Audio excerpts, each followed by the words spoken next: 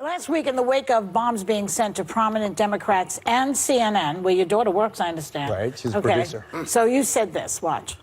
At the risk of sounding like a far right-wing lunatic, I have to say that I believe that this whole thing was an elaborate hoax.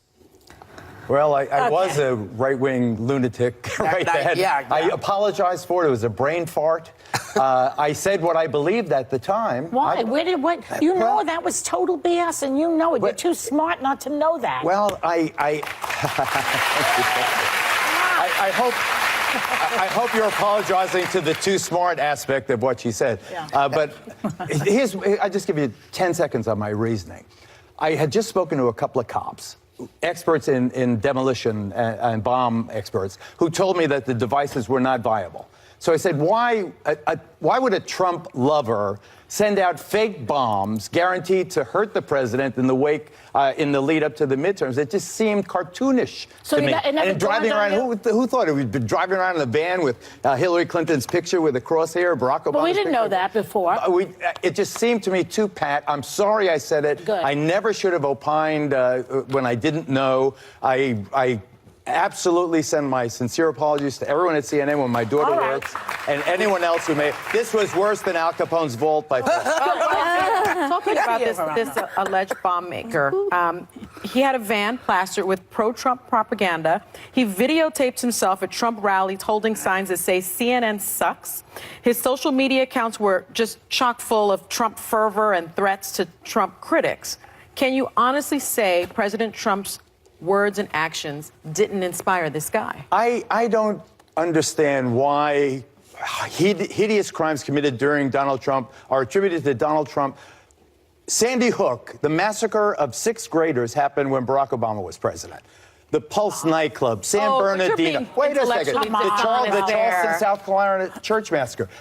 Words matter. I believe, Sonny, that words matter. This but I guy think had a tricked-out Trump van. But crazy people are crazy people. That was my point. Crazy people could do crazy things. They don't Obama need never said the things that Trump says. There are people Not even once, Geraldo. Come on. But again, I disagree. I disagree. So you don't think if we start blaming the speech Steve rather than Scalise the perpetrator, we lose sight of what's happened. Congressman Scalise was shot by a Bernie Sanders supporter, and I don't blame Bernie Sanders for that. Bernie never said those things either. But can I just make a point? Bernie Sanders supporter.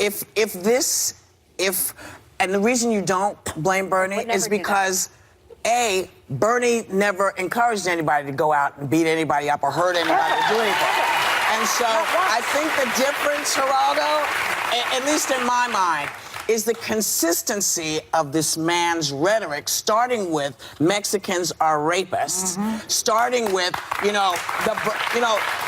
Islamic people were jumping up and down as the buildings fell. When you do this consistently, and it's every week, I think there is a difference between what happens on somebody's watch and what happens because you have whipped up folks, and they're in their fervor. Some of the folks who may or may not have mental issues. You don't want to whip people up because you don't know who you're whipping up. Don't his words matter? You both are making the same very telling point, but words do matter. Therefore, you cannot listen to CNN for 2 minutes without having an attack on the president as being a liar, as being misogynistic, as being... They made Stormy Daniels a big media star. Is that an attack or is that the truth? No,